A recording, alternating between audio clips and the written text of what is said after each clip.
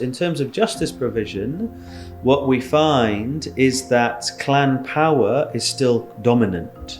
Whereas in Kismayo, we don't find that within justice provision, everyday justice provision, clan power is not dominant. And Madobe has actually demonstrated in quite dramatic terms that clan doesn't, if you belong to the same clan as him or a dominant clan, it doesn't give you the right impunity just to kill people. Somalia is described as a very fragmented context.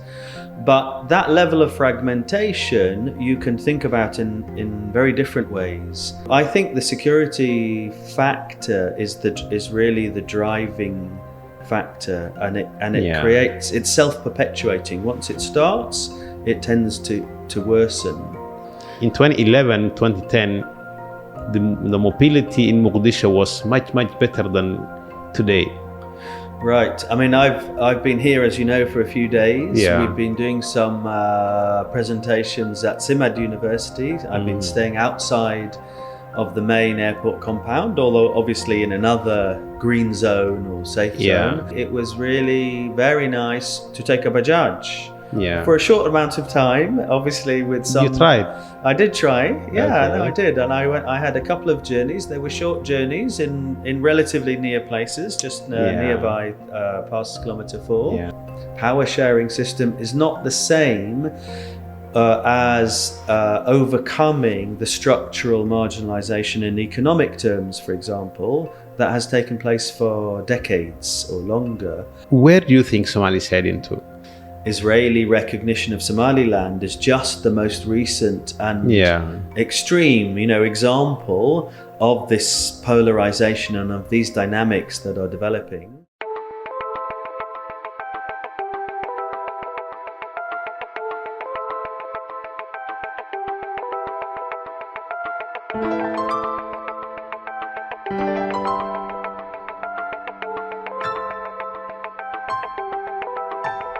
Welcome to Maamul Wanaag, a podcast by the Somali Public Agenda. My name is Mahad Wasuge. I'm the Executive Director of Somali Public Agenda and the host of Maamul Wanaag Podcast.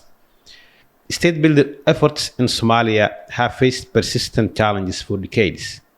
In this episode, I speak with a leading researcher from London School of Economics about the realities of governance in Somalia, drawing on extensive field work across the country, and the conclusion of a second major research program. We discuss how political authority is exercised, how local and national dynamics shape governance in Somalia, and what recent research suggests about Somalia's future. My guest is Dr. Nisar Majid. He is the research director at London School of Economics, particularly PeaceRep program. He has been working in Somalia and across the country and the Somali regions of the Horn of Africa since the late 19th in various capacities. In his early career, he traveled widely within the country, and his interests over time have included food security and famine, diaspora studies, humanitarianism, and more recently, political economy, peace, and conflict. In 2017, Dr. Nisar published a book with Professor Dan Maxwell on the 2011-2012 famine in Somalia, which draws on insights from different field research he has conducted in Somalia. More recently, he has led 2 research programs on Somalia since 2018 at LSE. The first one being Conflict Research Program, and the last one and more recent one being PeaceRep, meaning Peace and Conflict Resolution and Evidence Platform. Through these platforms, his focus has been on peace, conflict, and governance dynamics in Somalia, with these 2 programs producing a range of commentaries and analysis, publications on emerging political developments in the country. Dr. Nisar, first, welcome to Mogadishu, welcome to SBA, and welcome to Maamul Wanaag. Thank you very much, Mahad. It's very nice to be here in Mogadishu. It's very nice to be with you in SBA. Thank you. Yeah, as I read your bio, I recall that the first time I met you was when you were presenting a paper on the 2011 famine in a hotel near kilometer 5 and hosted by HIPS. Yeah. Yeah, no. I don't think you remember that. Well, I don't remember you specifically, but I certainly remember that event and that research, that book, that topic. It's a very difficult topic when you're talking about famine. It's always had a strong... Khalif was also there. Khalif was a core member of the research team actually for there, and we've worked together, Khalif Abdirrahman, through the two LSE programs. Yeah, it was probably 2014. It would have been about 2014, exactly. We started researching in 2012, and then it was quite a long 18-month, 2-year research program, and then we would have been putting together our analysis and presenting around 2014. Nice to know that you were there, Mahad. Yeah, thank you. So I would like to start with a question on your recent research on Somalia on the subject of governance and what you can tell us about these studies. Yeah, so I think it's useful when we talk about the subject of governance very broadly, just to think about, what is Somalia today? And there's a lot of talk, and it's been the case for many years, that Somalia is described as a very fragmented context. But that level of fragmentation you can think about in very different ways.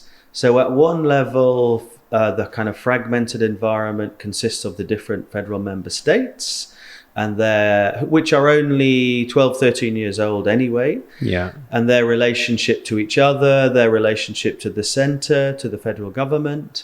But there are many other forms of fragmentation. We also have, for a longer period than the government itself, the presence of Al-Shabaab. Yeah. And Al-Shabaab obviously represents a particular type of governance actor, a particular type of political authority. Yeah. And it's still a very significant presence within the country, both within the territory that it directly controls, within the grey areas that it has influence over, and even as an extraterritorial entity. It can reach places, it can reach people and places even if it's not directly there itself. Yeah.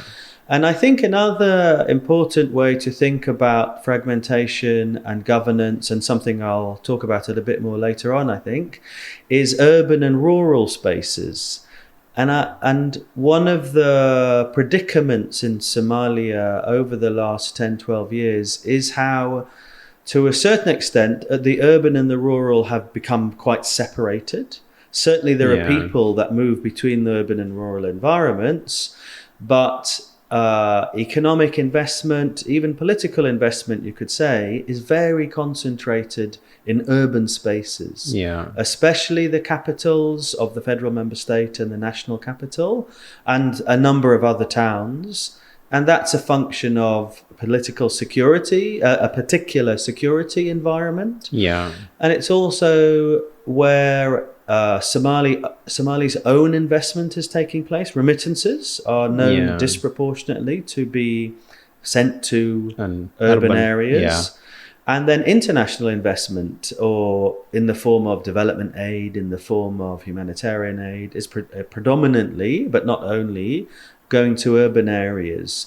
So I think that's important in a number of ways, both even in different urban environments, you have different governance structures or systems, but also at a national level, a lot of people don't really know what's going on in other areas of their own country. So I think to some extent it varies according to different people and their perspectives, but people can live very much in their particular urban environment and not know very much about governance in another area.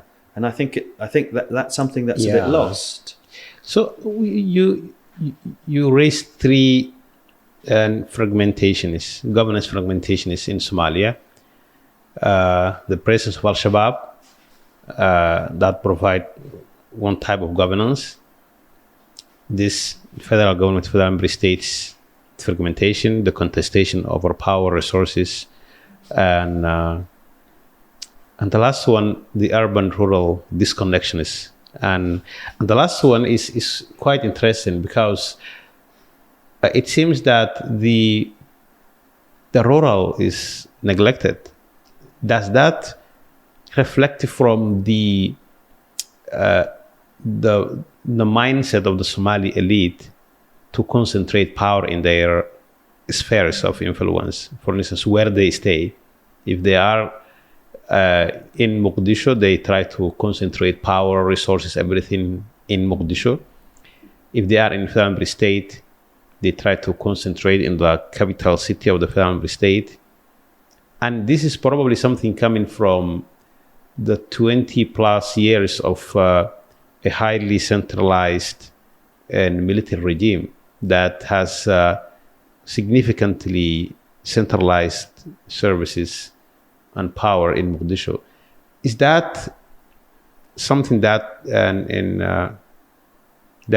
we can say have impacted how the elite, the governance structures in Somalia have almost neglected the rural areas? Yeah, I would say so. Broadly speaking, I think that it's important because we don't even understand many of the changes that have been taking place in rural areas. So there's definitely a neglect, exactly as you say, from a political perspective.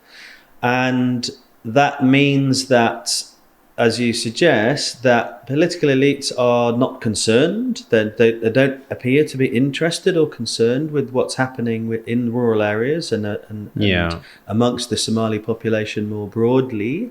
And I think that's right. I mean, sometimes it feels to me when we talk about federal member states, what is a federal member state, really? A lot of federal member states, to me, they feel like actually they're talking about the capital. It's really about the capital. I've heard about Jubaland, for example. One of the expressions used about Jubaland is actually Kismayo land. To think about it really, it's about what's happening in the capital. That's where the politics takes place. Sorry? It's a city-state.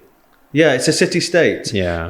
And the expression Somalia can be framed or looked at as a series of city-states is quite compelling, and it's quite extreme. I think it's not completely different. There are many other places that have a kind of post-conflict history or present or current predicament that are in a similar state. But it does, and it affects me personally. For example, when I started working in Somalia in the late 1990s, and in the early 2000s, I traveled very widely. I've sat in many villages, under many trees, spoken to households, in remote areas, traveled between towns. And that, for me, those were very important and very memorable times to understand what's going on in the country, not just in the urban areas, but in the rural areas. I haven't really been able to do that for years. To some extent, in the northern parts of the country, I could do that. But I think what I feel as a disconnect between the urban and rural areas, I think it applies to many Somalis as well, actually. And it does feel, as you say, that Somalia is a series of city-states, and not a country. It's different countries almost. Is that coming from only the security dynamics or the neglect of the governance structures that are responsible for developing this, for instance, the family states or the federal government, or it's a combination of both? I think it's a combination, but I think security dynamics definitely have a big effect. Because they create these fortresses, the heavily securitized environment that I think feeds a certain political economy around security. There's a lot of money to be made out of security. And the international community has definitely fed into that because they have contributed to this kind of securitized cityscape, let's say.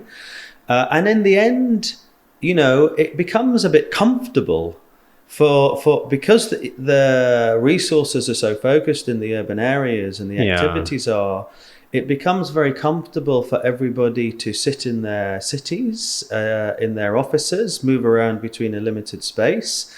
And you can still operate, if from the international side, you can still run your programs because you run them through your partners and you can't go. Yeah. So I think it creates a certain level of comfort that is not in the national interest. It's not in the interest of a country, of knowing and hearing from your people. So I think the security factor is really the driving factor, and it creates, it's self-perpetuating. Once it starts, it tends to worsen. Yeah. Even in the urban areas, like Mogadishu, securitization, I think, might have limited the mobility in government concentrated areas. And some of the things I could not explain is that I used to come to my university in 2009, 10, 11. Our faculty was in Bulhubey, near the airport. Mm-hmm. So I used to take ASI or BL, public transport, from kilometer 4. Right. All the way to my university compound. But today, even the movement of vehicles within this part of the city is very, very limited. Although the security has significantly improved, the mobility has significantly reduced. And that I don't know how to explain, but that is something I could not make sense to me. In 2011, 2010, the mobility in Mogadishu was much better than today. Right. I mean, I've been here, as you know, for a few days. Yeah. We've been doing some presentations at Simad University. I've been staying outside of the main airport compound, although obviously in another green zone or safe zone, but also going beyond kilometer 4 to different organizations.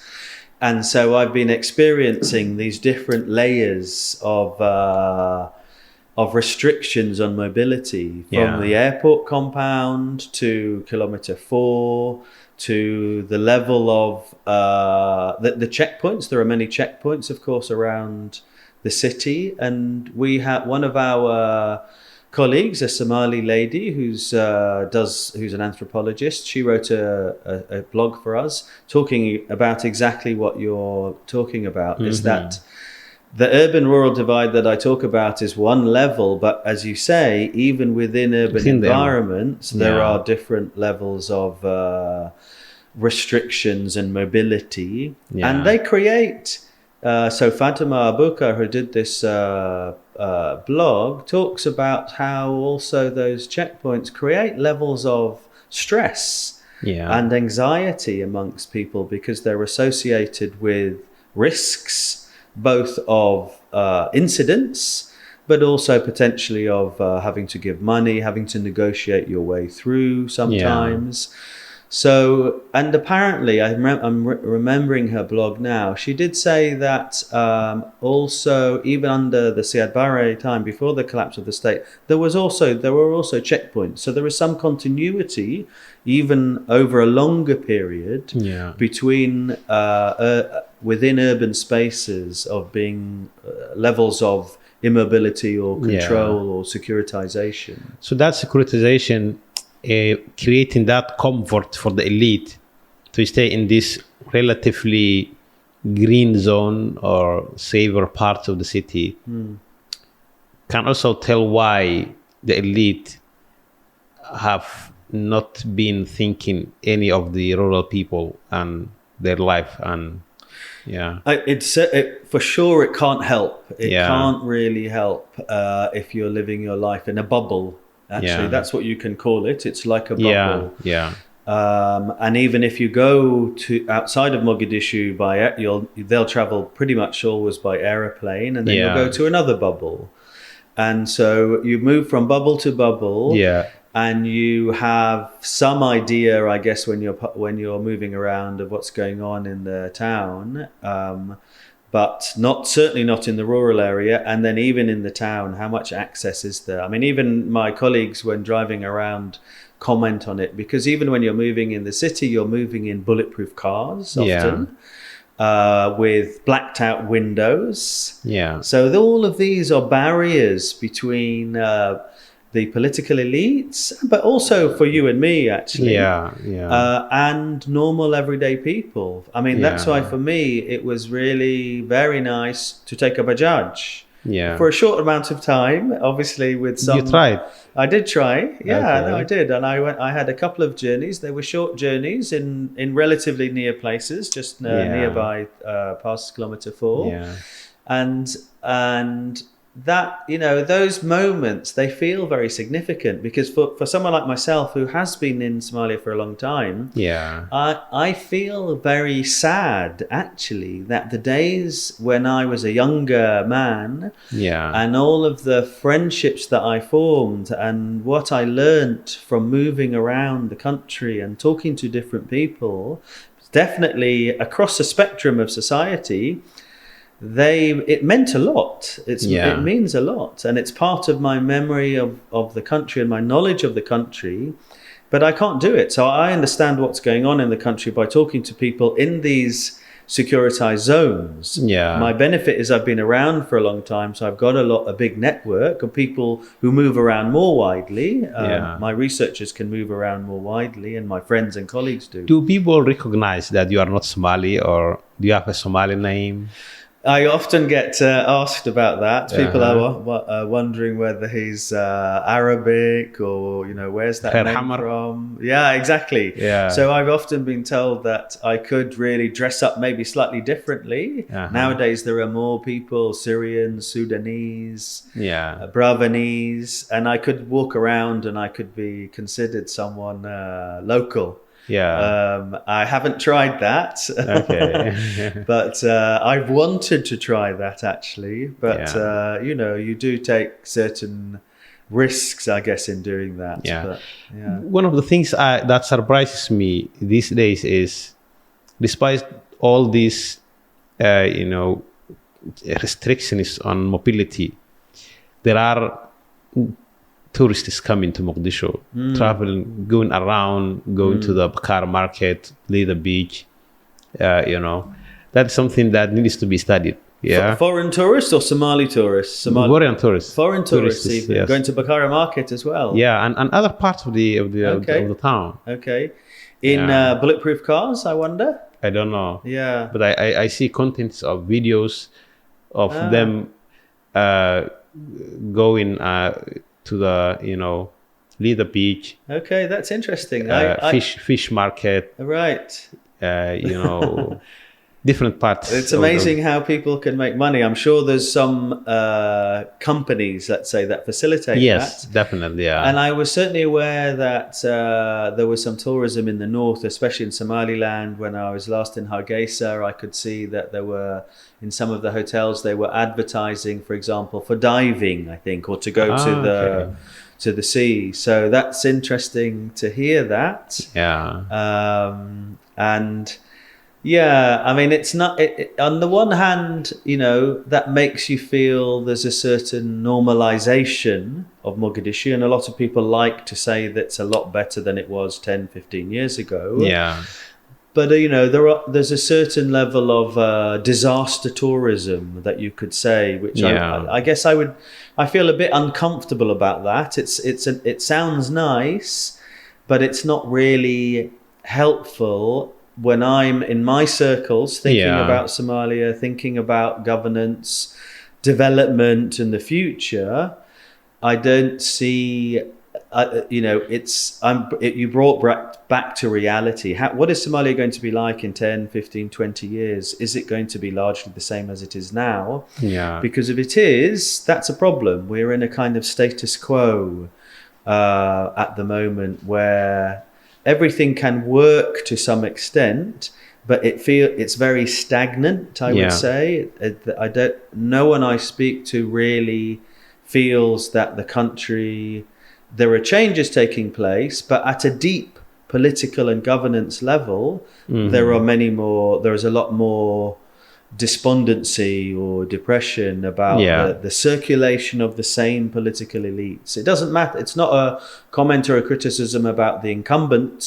It's whoever takes over now, the system is going to stay the same unless there are some more profound changes. Yeah. So your understanding of governance and humanitarian aid in Somalia is quite deep, and it's sometimes rare to see a Somali intellectual explaining the disconnection between the urban-rural people as some sort of governance fragmentation or part of the challenge that state building and governance in Somalia is facing. And you have written a book about famine in Somalia. Where have you visited, and how did you get to know, interact with the Somalis over the years? Yeah, well, if we're talking about the urban-rural differences, then if you're studying food security, if you're studying famine, then you are very connected to the rural environment in particular. And therefore, for me, partly it's a function of my own early career in Somalia, actually, my early background. In the 90s, in the early 2000s, I mean, and up to the late 2000s, I would say, even when I couldn't travel so much, I was still, food security and famine was still an important part of my background. And then, so you could take that really to 2010, 11, 12, 13, when we were doing the research for the famine study. We traveled in Somalia, Ethiopia, and Kenya, because it was very much a regionalized disaster, with many people leaving from Somalia to Dadaab refugee camp, to Dolo in Ethiopia. And therefore, I've always been quite concerned with the rural areas, and particularly because it also introduces you to some of the social and political hierarchies within Somalia.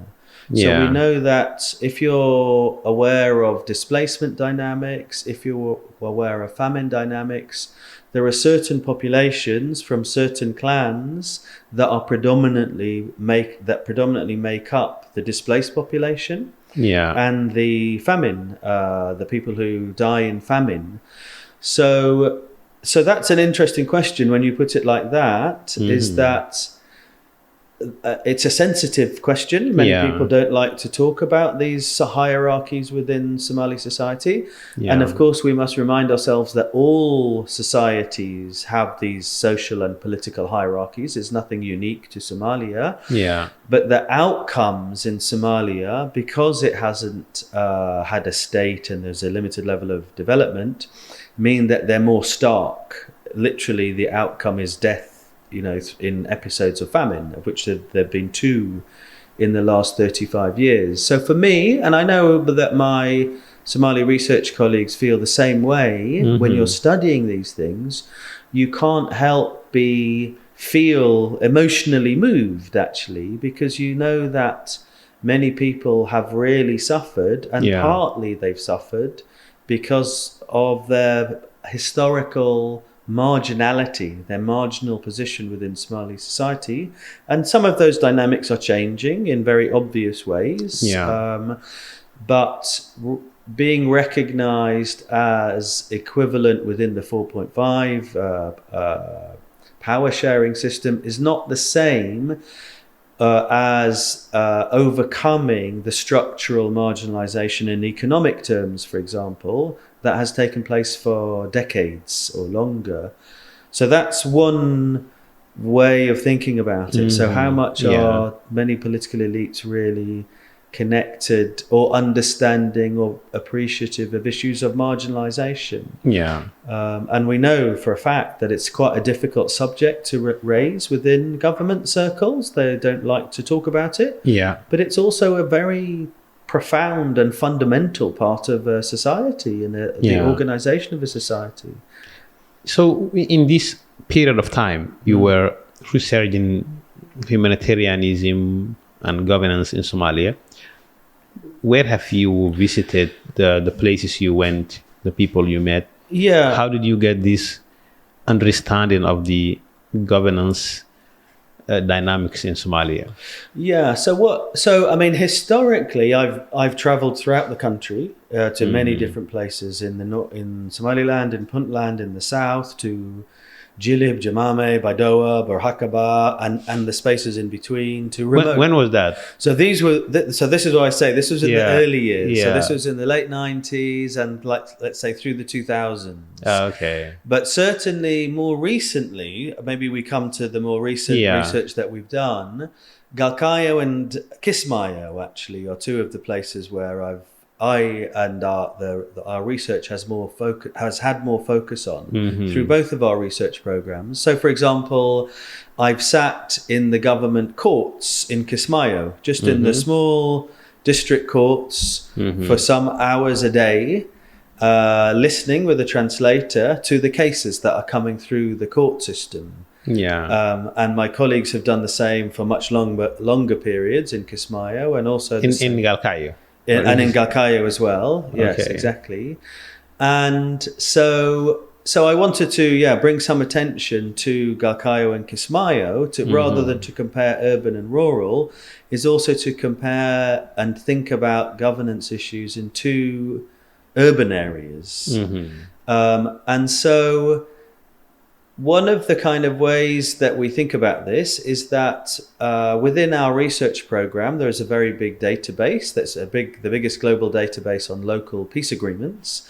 And one of the results of this across the globally is that we know that as a result of the kind of failure of national peace processes in many different contexts, including Somalia, a lot of different peace conflict spaces have emerged.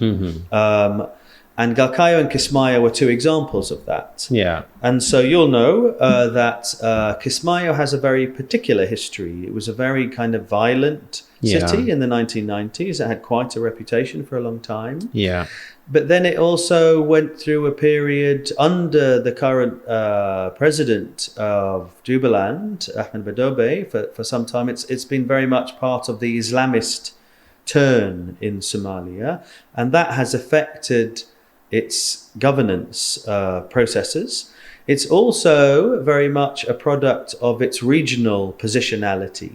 So we know that Jubaland and Ahmed Badobe's position as president is a function of relationships between Somalia, Ethiopia and Kenya at the clan level, but also at the state level.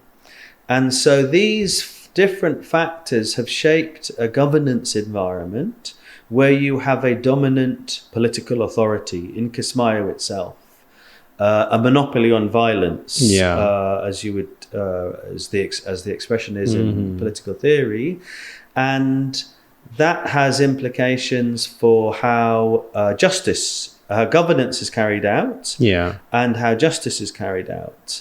And when we studied this by sitting in the courts and by collecting cases, it was very interesting to think about this environment and also to get a sense from being in the courts, much to people's surprise, even residents of Kismayo actually, that the everyday justice as practiced in the courts is actually quite functional and quite credible. Even our local researchers from Kismayo, when they started to sit in the courts, they were themselves surprised because of the previous history. And there is also a lack of revenge killings. So because you have a dominant political authority, there is a control of security, and there is, for other reasons, there has been a justice environment created where clan power one customary authority, let's say, it doesn't dominate, and that has certain advantages. I'm not saying that clan power doesn't affect other aspects of life, but from a security and a justice perspective, as angles on governance, there is something to benefit from that. If you think about political space, it's very different. There is an authoritarian system. There is a lack of political space. You can't really criticize the administration. But Galkayo is very different. So it's very interesting to compare an environment. The two. And just very briefly on Galkayo. Galkayo is also then a very distinct urban space. It's a divided town, divided between the Galkayo North and Galkayo South. That division also represents different federal member states, Puntland and Galmudug. There was the Mudug Accord of 1993 was like a ceasefire and a permanent barrier between the town. People didn't mix between the north and the south. But there was also a very interesting peace process in 2016-17. And that has overcome some of the barriers of this divided town of the Mudug Accord. And there's been a lot more movement of people. They can move between the north and the south. There's been a lot more intermingling socially. That peace agreement itself is still holding. But given the positive changes, there is still a level of impunity. There is still that's why I used the revenge killings as an example, because there were some very serious incidents during the life of our program that we were following. So there is not the same Islamist turn that affects or that influences the environment of Galkayo in the way of Kismayo. So but there isn't also a dominant political authority. There isn't a dominant an authority that controls violence. So there are limits on authority, there are limits on policing, and there is a level of impunity that takes place. And that affected the justice provision. And that affects the justice provision. So in terms of justice provision, what we find is that clan power is still dominant. Whereas in Kismayo, we don't find that within justice provision, everyday justice provision, clan power is not dominant. And Madobe has actually demonstrated in quite dramatic terms that clan doesn't, if you belong to the same clan as him or a dominant clan, it doesn't give you the right impunity just to kill people. You will likely be killed yourself. And that happened, actually. There was a particular incident that was used to demonstrate that. So there are restrictions on political space, for sure. There are many different problems. But these represent two very different governance environments, which in many ways, there are positive aspects. There is in one a dominant political authority and a level of security and justice provision. The other one in Galkayo has also got a peace agreement that is holding, that's changed the environment, that people are mingling, people from the north have weddings in the south.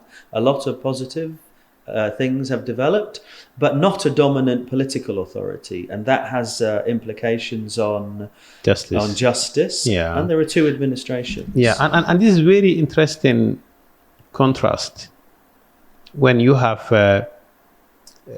political authority that is not creating any space for other political actors to come in, compete, express their views, but again have a positive impact on how justice is delivered.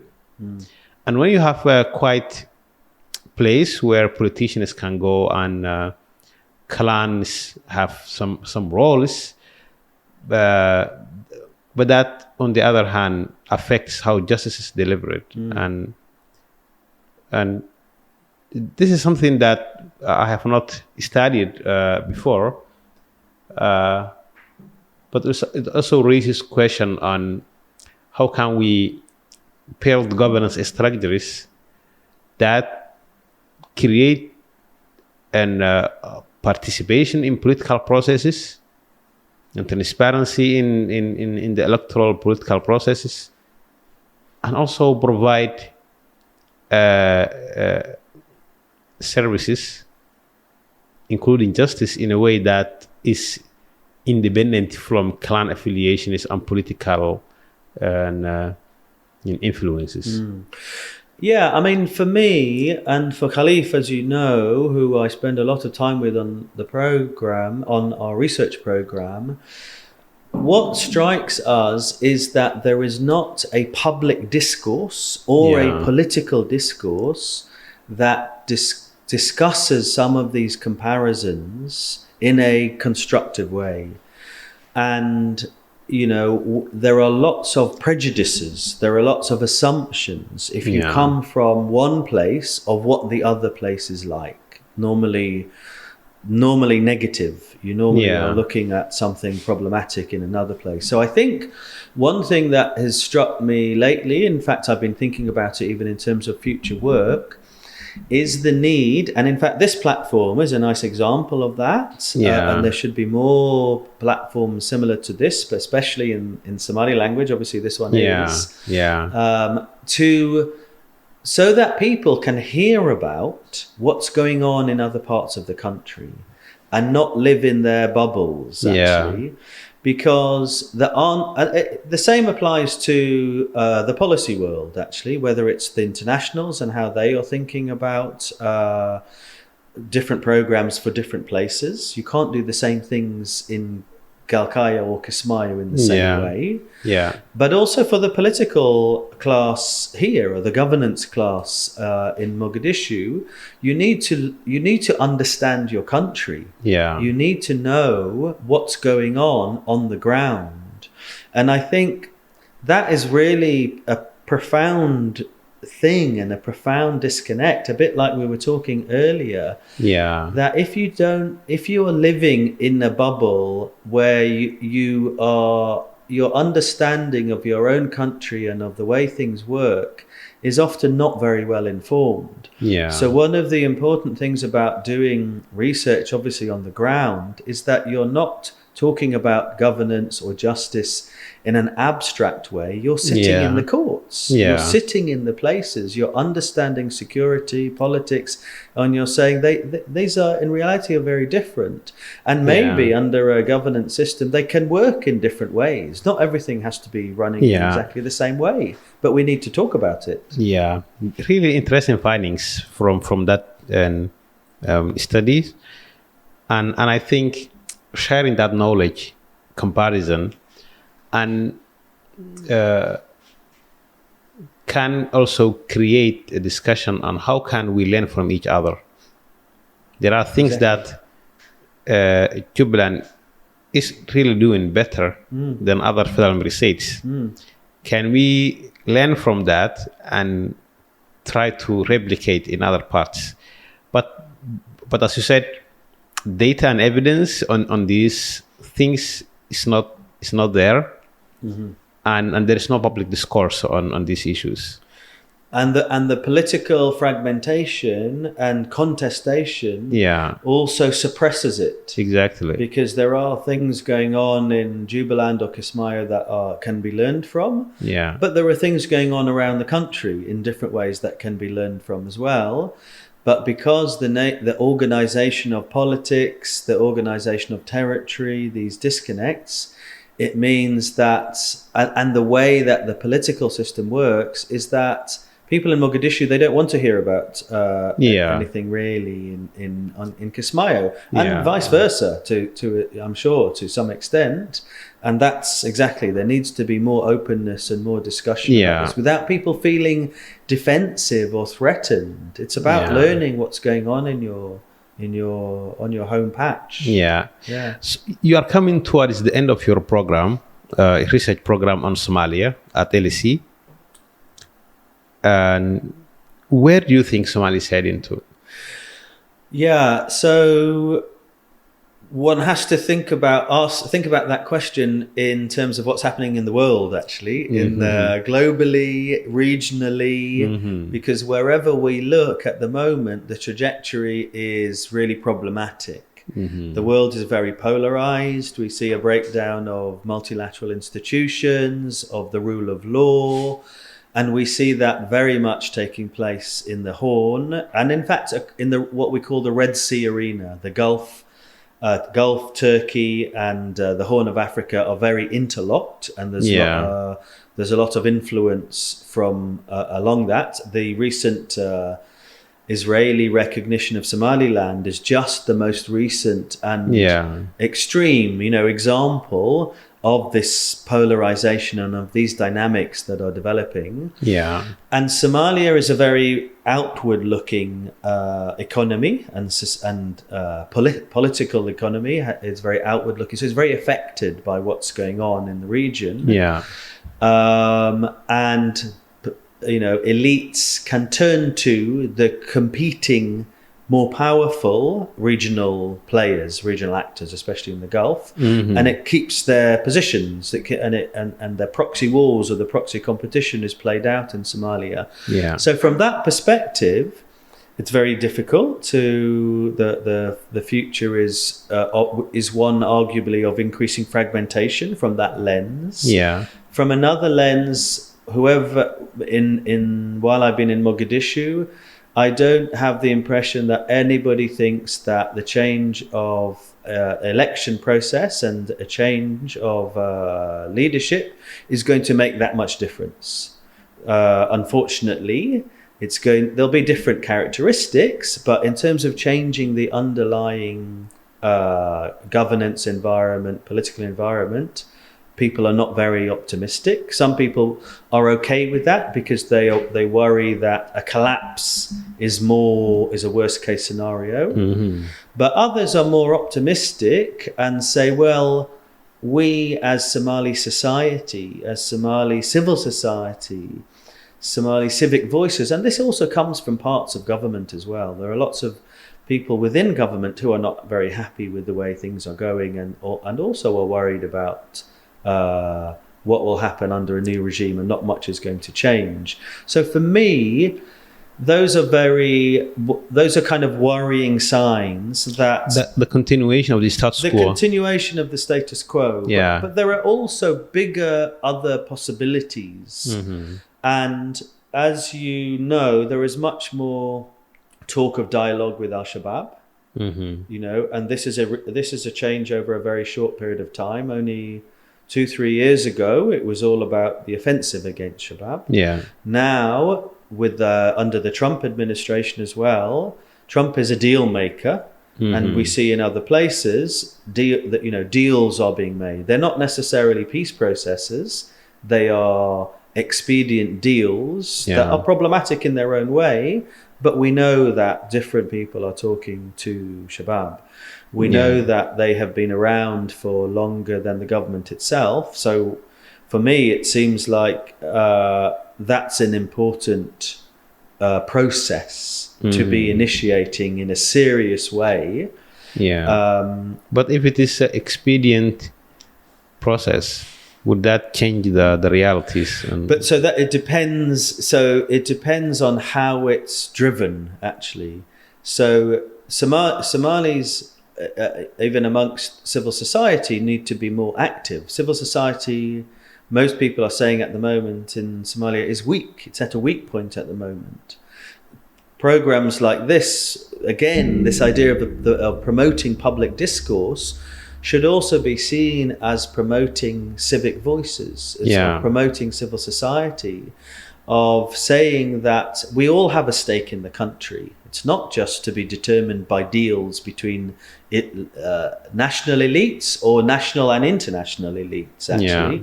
Where is the voice of civil society? Where are the civic voices? And I think there needs to be much more mobilization and connection at the civic level in order to try to it's important to have a bit of a history of that. It's now 12-13 years after the establishment of the state. So for some years, of course, you can go along with this process and think that things are improving. It's reasonable to think that. Every time there is a new president, there is a thought that, okay, there's hope in the new administration. But now enough time has passed, I think, for many people to say... Since 2012. Since 2012, we've gone through now some cycles of elections and new administrations. And now I think we can recognize, rather than things are improving, that we are entrenching a certain system, actually, and a certain status quo that works for some political interest, for some business interest, for some international interest, but it's not. That's where we are. So how do you shake that up? And you could shake that up in different ways. One may be negotiating with Shabab, but certainly whatever direction it is, there needs to be a louder, a stronger civic voice. People need to be able to speak more strongly to their elites, to put pressure through their own systems that we're not happy with the status quo. We can't carry on like this. It may work for you in your bubbles. It doesn't work for a lot of the rest of people. You know, the Third Republic, what we call, started from the 2000 Arta peace process. Yeah. And August last year was the 25th anniversary of that process. And there were Somali intellectuals who were basically saying the status quo, the political settlement that we have been implementing for a quarter of a century is not working. So we need to revisit. And there are two key actors who are outside of that process. Somaliland as an administration was never being part of that. So if there is any discussion on the future of Somalia, then that political settlement will would be changed. It cannot be the same. And 2007, Al-Shabaab emerged, and now we're talking about possible negotiations with them, and if such happens, definitely the political settlement of the Arta 25 years ago has to be changed as well. So these are probably two very immediate dynamics that we already see. But what is not clear is where would Somalia head to? And I think you have not mentioned it, but there is a lot of donor fatigue, and AU some funding is something that the donor is not willing to continue. The US is cutting its support at Somalia in a big way, and it was the biggest bilateral donor to the Somali government. If you add all of these together, how do you see the future of Somalia? Yeah, so I'm very glad that you mentioned Arta, actually, and I think that's absolutely right, is that the Somaliland issue and the Shabab issue are two really critical issues that need to be grappled with. But I think I wasn't quite sure how you were framing Arta. Like, Arta was the start of this political settlement, but Arta was also one of the most inclusive forms of debate and discussion within Somali society. So certainly in some of my circles, we've been thinking about the need to create a new Arta process for its inclusivity. And you can learn that what emerged out of it, as you suggested, in the end turned out to be problematic. It doesn't mean the process itself, because it was a Somali-driven process. It took place over many months.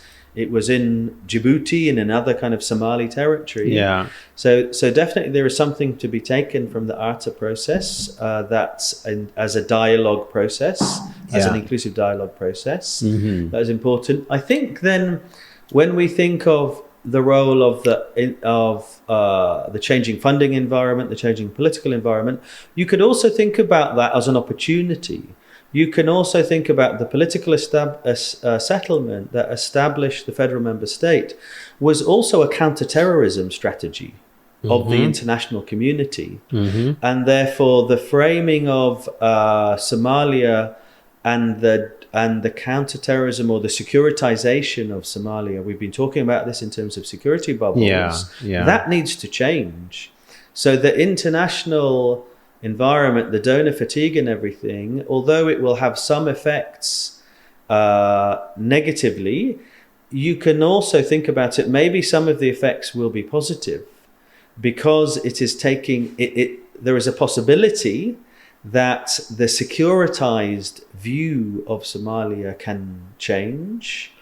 And we know that international aid creates a lot of incentives to make money. Actually, there is a lot of money to be made out of security assistance, out of political development. It contributes to the status quo. And it contributes to the status quo. Exactly. Yeah.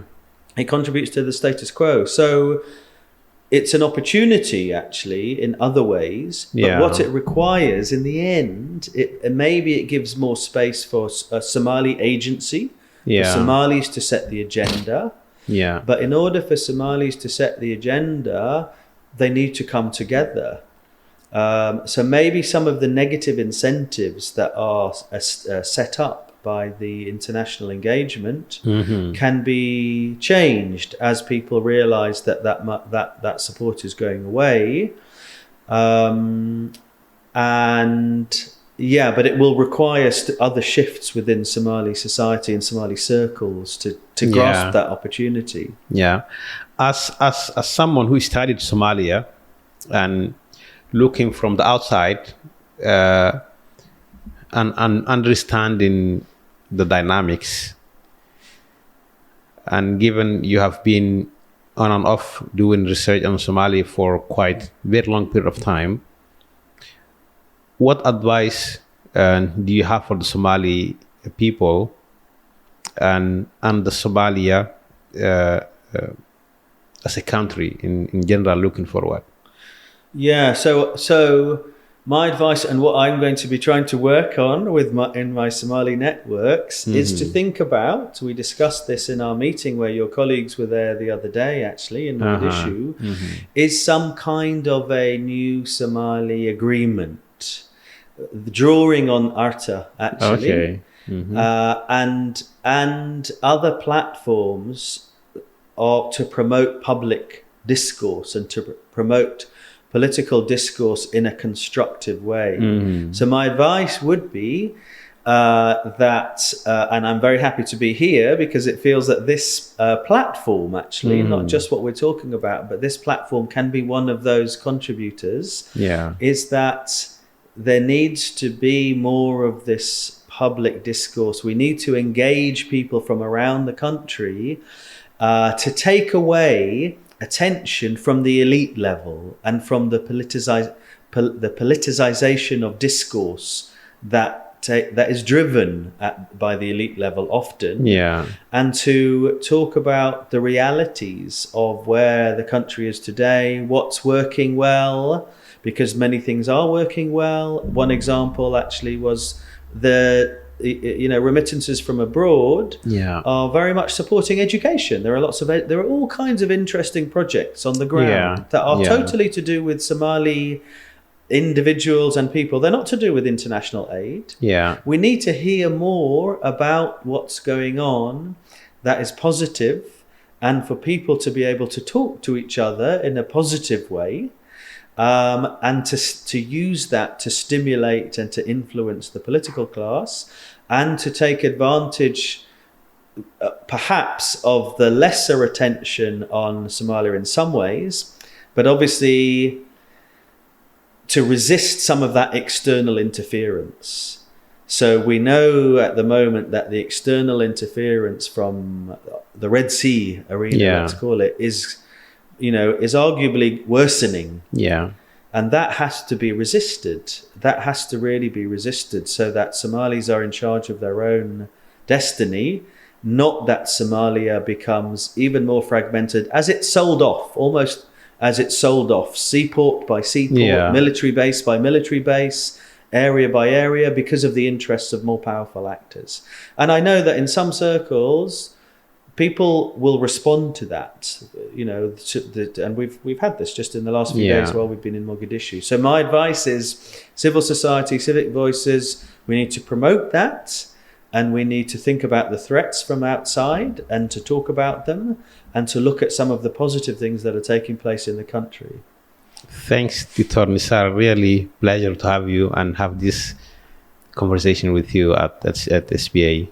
Likewise, Mahad, really nice to be here and really nice to talk to you. Thanks very much for having me. Thanks. Maamul Wanaag Podcast is produced by Somali Public Agenda.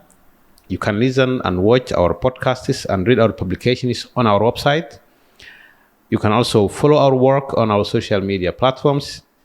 If you have some suggestions on governance topics to discuss in our next episodes, you can contact us at podcasts@somalipublicagenda.org. If you enjoyed this podcast, we welcome your rating and reviews, particularly on those listening our podcasts on podcast platforms.